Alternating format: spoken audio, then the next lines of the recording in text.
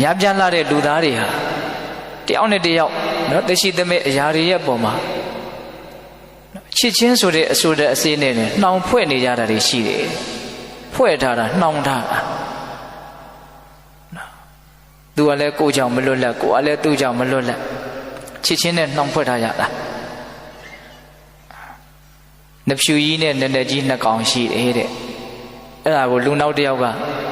နှစ်ဖားကျိုးတစ်ချောင်းနဲ့ပူးပြီးတော့ထိုးပြီးတော့ချီထားလိုက်တယ်နှစ်ဖားကျိုးကတစ်ချောင်းနဲ့နှစ်ဖလန်ချထားဒီဘက်မှာနွားတွေရှိပါတယ်သိမှာပါနှစ်ဖလန်ချတယ်ဆိုတာနှစ်ဖားကျိုးကိုပါတော့ဂျိုးပေါ်မှာလေဘင်းမသွားမချီတော့ပဲနဲ့အောက်ချထားတယ်ဟုတ်လားနှစ်ဖားကျိုးတစ်ချောင်းနဲ့ထိုးပေးထားတယ်ဂွင်းလေးနဲ့ချီထားတယ်အဲ့တော့နှစ်ဖြူကြီးကစဉ်းစားတယ်ဒီနက်နက်ကြီးကြောင့်ငါသွားခြင်းရမသွားအောင်မလွတ်လပ်ဘူးနည်းနည်းကြီးကလည်းစဉ်းစားတယ်ဒီနှစ်ဖြူကြောင့်ငါသွားခြင်းရမသွားဘူးမလွတ်လပ်ဘူးလို့စဉ်းစားရနော်အဲ့ဒီစဉ်းစားချက်နှစ်ခုစလုံးသည်မှန်လားမှားလားလို့မင်းမှားတယ်နှစ်ဖြူကြီးကြောင့်နည်းနည်းမလွတ်လပ်တာလည်းမဟုတ်ဘူးနည်းနည်းကြီးကြောင့်နှစ်ဖြူမလွတ်လပ်တာလည်းမဟုတ်ဘူးဘာကြောင့်သူတို့နှစ်ကောင်မလွတ်မလပ်ဖြစ်နေတာလဲလို့မင်းနှစ်ဖားကျိုးကြောင့်ဟုတ်လားအဲ့လိုပဲဒကာမတို့ဦးဇင်းတို့တွေလည်းပဲတယောက်ကိုတယောက်နှောင်ဖွဲ့ထားကြတယ်အဲ့ဒီနှောင်ဖွဲ့မှုတွေကြောင့်သူလည်းပဲကိုယ့်ကြောင့်မလွတ်လပ်ဘူးကိုယ်လည်းပဲသူ့ကြောင့်မလွတ်လပ်ဘူးအပေါ်ရန်ကြည့်ရင်တော့သူ့ကြောင့်ကိုယ့်ကြောင့်လို့ထင်ရပေမလို့တကယ်တမ်းကဘာကမလွတ်လပ်အောင်နှောင်ဖွဲ့ထားတယ်လို့မေးရင်ချစ်ချင်းတရားကနှောင်ဖွဲ့ထားတာ။ဦးထင်တာကလူချင်းချင်းနှောင်ဖွဲ့နေတယ်လို့ထင်တာ။တကယ်ကလူချင်းချင်းကနှောင်ဖွဲ့တာလားမဟုတ်ဘူးနော်။ကိုယ့်ရဲ့ချစ်ချင်းတရားကပဲကိုယ့်ကိုနှောင်ဖွဲ့တာ။အဲ့ဒီချစ်ချင်းပြတ်သွားပြီဆိုလို့ရှိရင်လူချင်းချင်းကနှောင်ဖွဲ့လို့ရသေးသလားမရအောင်တဏှာသင်္ကတိတာကနာတင်တိမနောမယပုထုတဲ့တတ္တဝါတွေဟာများလာစွာသောချစ်ချင်းတရားတို့ဖြင့်အချင်းချင်းနှောင်ဖွဲ့နေကြတာရှိတယ်တဲ့တိဘုဒ္ဓဥပတပင်တိတဲ့အဲ့ဒီချစ်ချင်းဆိုတဲ့တရားဟာအဲ့ဒီတတ္တဝါကိုပြင်းထန်စွာပူလောင်စေလိမ့်မယ်တဲ့တတ္တမတဏှာနာရောစီဒါကြောင့်အဲ့ဒီချစ်ချင်းကိုငါမကြိုက်ဘူးတဲ့အဲ့ဒီမှာဦးဇင်းတို့စကားလုံးလေးကိုအတိအကျစီစစ်ကြည့်နော်တိဘုဒ္ဓဥပတပင်တိနော်ချစ်ချင်းတရားကအဲ့ဒီလိုကိုပြင်းထန်စွာပူလောင်စေလိမ့်မယ်ဘုဒ္ဓဆိုပြင်းပြင်းထန်ထန်လို့အဓိပ္ပာယ်ရတယ်ဥပတပင်တိဆိုတာပူလောင်တာချစ်ချင်းကြောင့်ဖြစ်တဲ့ပူလောင်မှုလောင်ကျွမ်းမှုဟာတတ်တောင့်တတ်တာမဟုတ်ဘူးလို့ပြောတာပြင်းပြင်းထန်ထန်ပူပူလောင်လောင်ခါခါတီးတီးသွားတာဒါကိုနားလည်ဖို့လိုတယ်နော်ချစ်ချင်းကြောင့်ဖြစ်ရတဲ့ဆင်းရဲမှုဟာတတ်တောင့်တတ်တာမဟုတ်ဘူးအဲ့တော့ဒီနေ့မှာဦးဇင်းတို့ချစ်ချင်းကြောင့်ဒုက္ခရောက်တယ်ချစ်ချင်းကြောင့်ဆင်းရဲရတယ်ဆိုတာကိုလူတွေဟာတွေးမိခဲ့တယ်များသောအားဖြင့်ချစ်စရာခင်စရာတွေနဲ့ချစ်နေခင်နေရရင်တာယာမှုကြည်နူးမှုအပြည့်နဲ့နေရတယ်လို့ထင်နေကြတာချစ်ခင်နှစ်သက်မှုမြတ်နိုးမှုဟာပျော်ရွှင်မှုကိုဖြစ်စေတယ်လို့ပဲလူအများစုကထင်နေကြတာတကယ်ကအဲ့လိုမဟုတ်ပိယတော့ဇာယတိတော့ကိုပိယတော့ဇာယတိပဲရတယ်ချစ်ချင်းကြောင့်စိုးရင်ရတယ်ချစ်ချင်းကြောင့်အန္တရာယ်ဆိုတာဖြစ်ရတခြားစဉ်းစားကြည့်လေလက်တွေ့တရားဓမ္မတို့အင်းရဲ့စိတ်ထဲမှာပူလောင်နေရတာပင်ပန်းနေရတယ်တော်တော်များများကချစ်ရတဲ့မြတ်နိုးရတဲ့ပုံကိုယ်တွေနဲ့ပတ်သက်ပြီးတော့ပဲပူနေကြတာဟုတ်တယ်မဟုတ်လားမြတ်စွာဘုရားလက်ထက်ကရွာတကြီးတယောက်မြတ်စွာဘုရားဒီကိုရောက်လာပြီးတော့မေခွန်းတစ်ခုမေးတယ်မေးတဲ့မေခွန်းလေးကအရန်တန်ဖိုးရှိပါတယ်အရှင်ဘုရားတဲ့တရားတနာရီတောင်ကြောသွားပြီပြောကြတယ်ကအများကြီးရှိသေးတယ်နော်အမေးတယ်ဆိုတော့ပြောလဲစားတော့ဆုံးအောင်ပြောရတော့မှာပဲဟုတ်လားပြီးမှလူရင်းကိုချုံချရတော့မှာပဲဟုတ်လားအမေးတယ်ဆိုတော့မြတ်စွာဘုရားတဲ့ဒုက္ခတွေဟာဘာကြောင့်ဖြစ်တယ်လဲဒုက္ခတွေဟာဘာကြောင့်ချုပ်တယ်လဲတဲ့ဟောအရန်အရေးပါတဲ့မေးခွန်းနော်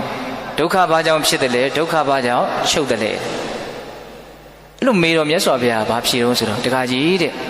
ဒုက္ခဖြစ်ပုံဒုက္ခဘာကြောင့်ဖြစ်ရလဲဒုက္ခဘာကြောင့်ချုပ်ရလဲဆိုတော့တဲ့ဟောငါပြောမယ်အဲ့လိုပြောတဲ့အခါမှာ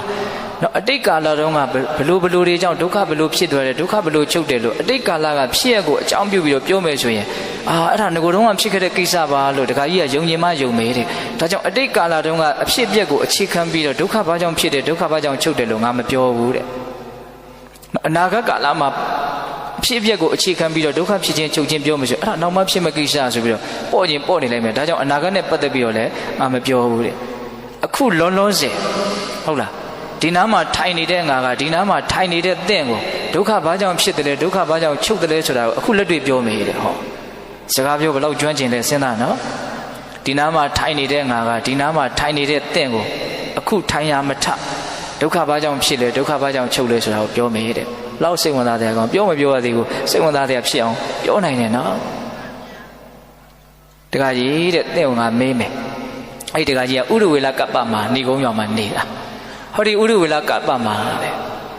တစုံတယောက်ဒုက္ခရောက်လို့ရှိရင်သင်ဒုက္ခရောက်ရမယ်အဲ့ဒီလိုတစုံတယောက်ရှိသလားတဲ့ဆိုကြပါစို့တယောက်ယောက်သေးလို့တယောက်ယောက်နားလို့ဖြားလို့တယောက်ယောက်အကြီးကျယ်ဒုက္ခရောက်လို့ကိုဒုက္ခရောက်ရမယ်အဲ့ဒါလိုတယောက်ယောက်ရှိသလားတဲ့ဟာရှိပါတယ်ဗျာတဲ့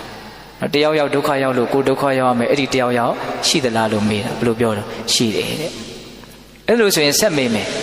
တစုံတယောက်ဒုက္ခရောက်လို့သင်ဒုက္ခမရောက်ရမယ်အဲ့ဒီလိုတစုံတယောက်ကိုရှိသလားတဲ့ဟာအဲ့ဒါလည်းရှိတာပဲတဲ့နားလည်လားမသိဘူးနည်းနည်းပြန်ပြောမယ်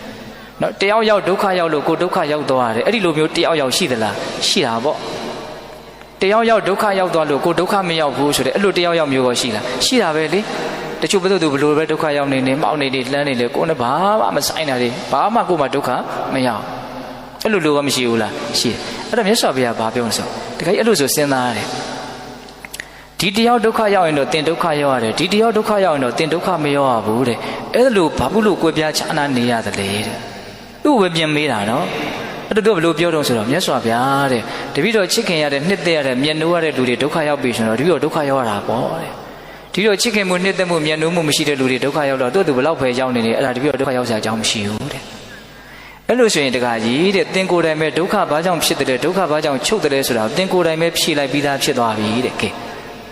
ဘယ်လောက်ကျွမ်းကျင်တော်မူလဲဆိုတာစဉ်းစားတော့ညင်းလို့ရလားမရဘူးဟုတ်လား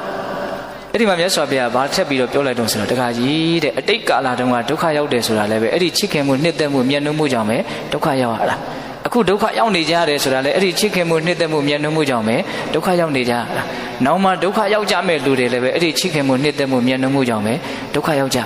။အဲ့တော့တခါကြီးကဘာပြောလို့ဆိုမှန်လိုက်တာဗျာတဲ့တပည့်တော်မြို့ရဲ့ပြင်ပမှာတရောရဲ့သားလေးစိရပဝါရီဆိုတာရှိတယ်။အဲ့ဒီကလေးအိမ်ပြန်ရောက်မလားမချင်းတော့တနေရာဒီခွဲအိတ်တာနဲ့တူပါတယ်။အိမ်ကလူတယောက်ကိုသွားကြည့်ခိုင်းရတယ်။သွားကလေးချမ်းချမ်းမရှိရလား။သွားကြည့်ရ။သွားကြည့်ခိုင်းတဲ့လူပြန်မလားမချင်းသူ့မှာရင်မနေရတယ်စိတ်ချရတယ်လို့မရှိဘူးတဲ့။အဲ့တော့လက်တွေ့တောင်သူကပြောတာနော်အဲ့တော့ပေးသလိုဒါကတရားဆိုတာကလောလောဆယ်ဟုတ်လားဖြစ်နေတာလေးတွေကိုအခြေခံပြီးတော့မှန်မှန်ကန်ကန်သိသွားရင်အလုံးမနှစ်သာတာမရှိဘူးလားရှိရဲ့နော်ဒါကြောင့်ခုဘုရားလောင်းကဘာပြောတော့ချစ်ချင်းဟာတတ္တဝါတွေကိုပြင်းထန်စွာပူလောင်စေတယ်ဒါကြောင့်ဒီချစ်ချင်းကိုသူမကြိုက်ဘူးလို့ပြောတာတရားမင်းရဲ့ကျေးဇူးကြောင့်သိလို့တဲ့စိတ်ကြောင့်ကျွတ်တို့သိရတာနော်ဟုတ်တယ်မဟုတ်လားအမျက်ရဲ့ဒေါသရဲ့လောဘရဲ့ချစ်ချင်းရဲ့ဒီတရားလေးမျိုးကင်းမရစီလို့ဘုရားလောင်းကဆုတောင်းတယ်အဲ့ဒီတရားလေးမျိုးမှာဘာအပြည့်ရှိလို့သင်ကကင်းနေရတာတော့လို့မေးလို့အခုဒီတရားလေးမျိုးရဲ့အပြည့်ကိုပြောလိုက်တာဟုတ်လားပြီးသွားပြီနော်